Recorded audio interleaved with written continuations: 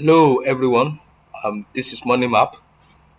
So this evening, we want to look at the directive of the CBN to all deposit money banks and other financial institutions, asking them not to allow any cryptocurrency exchange use their platform. Of course, we understood the public outcry that followed that directive, and so let's quickly look at what exactly the CBN is trying to achieve. Um, So, based on the letter, surprisingly, they did not give any reason for this action in this particular letter. Rather, the letter is more of threats to banks that they will be severely punished. And they refer to an earlier letter dated 2017, which we have um, a copy, a snapshot of a copy here.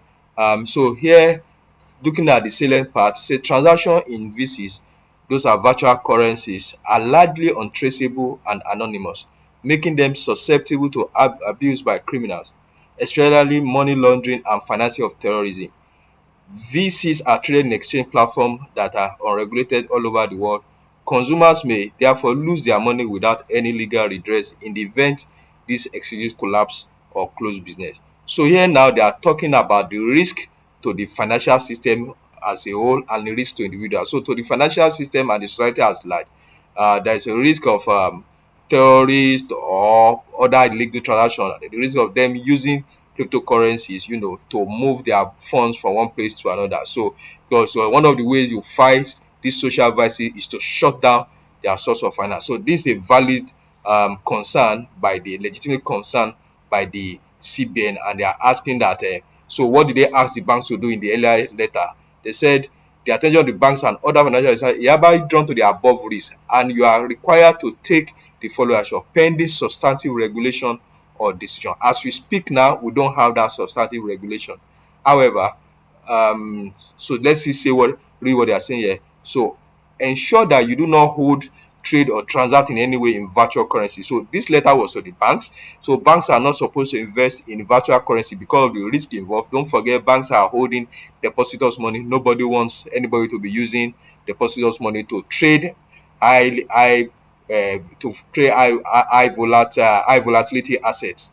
Now, ensure that existing customers that are virtual currency exchanger have effective anti-money laundering and counter-terrorism finance controls that enable them to comply with customer education. So they are saying, okay, allow these crypto exchanges to be on your platform, but make sure they have adequate control to identify those who are using their own platform so that we can trace transaction. If there need be, there should be transaction monitoring. This is also sensible, no problem.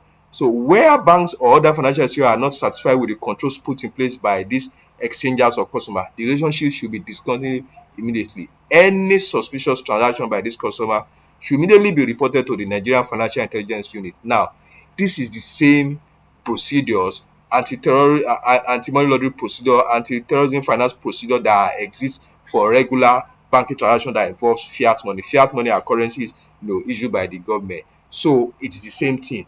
And what they are saying that I make sure they comply. So it's now, and okay, so let's look at, so there was another press release in 2018.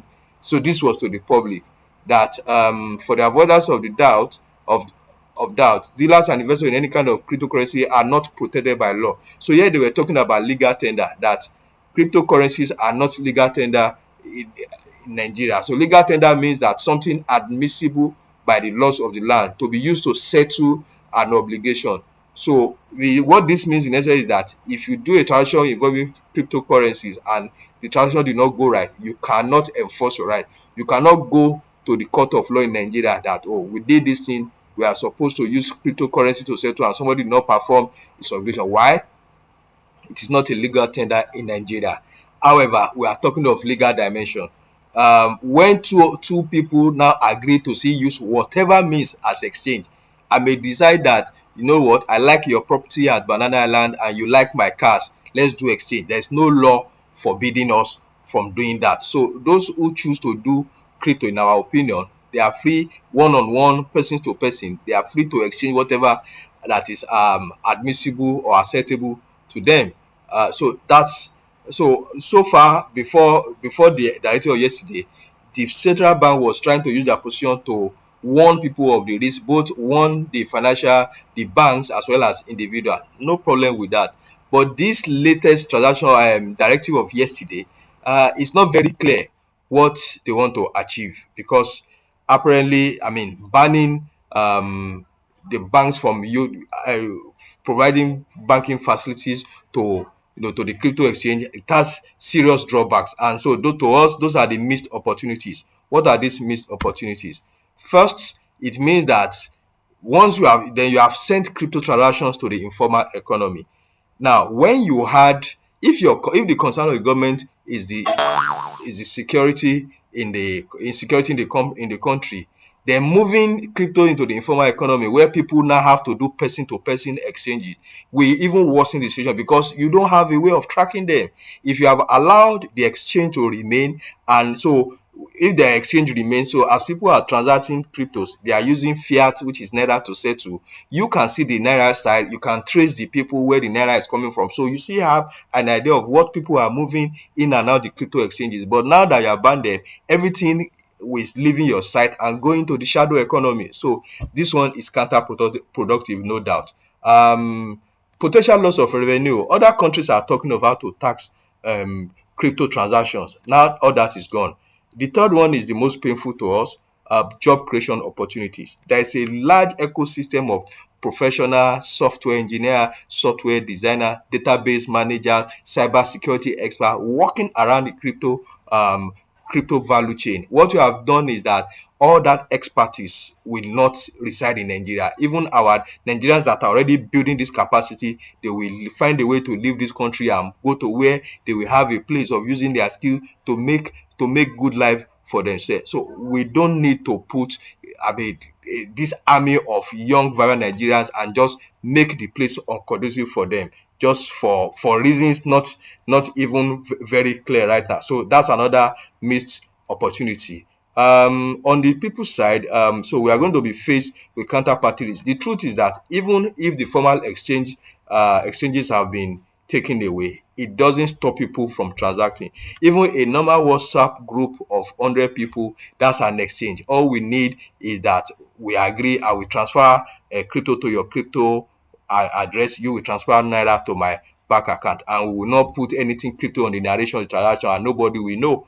However, that creates, there's a counterparty risk, because the existence of the exchanges before ensures that all the two parties or involved in transaction, they perform their obligation. But if you go to person on in an informal environment, then you could have risk of, okay, I transfer crypto, I didn't transfer my naira to me, and all that. So all those things were happening before. So those are the risks. But for now, we don't see. It's not quite clear why the central bank is still going this route. It seems there are more. So if their concern is the security condition in the country, it is better, to be able to track what is happening by allowing the exchange to use the banks. So that is what that is our own view of this matter. We keep abreast of the events, and we also have our cryptocurrency course that will be made available to our viewers. Thank you for listening. As usual, you are invited to join our mentoring platform, IMAP. It's a platform whereby you learn, and through daily events like this, how to analyze the opportunities and the risk in these events. And over a period of 1 year, we believe that you will have seen enough ups and downs, enough scenarios in the market, that every one of us that have gone through this system will be able to stand in terms of financial decision making, investment analysis, and and achieve their own financial goals. Thank you for listening. Please like, comment, share, and subscribe to this channel. Thank you.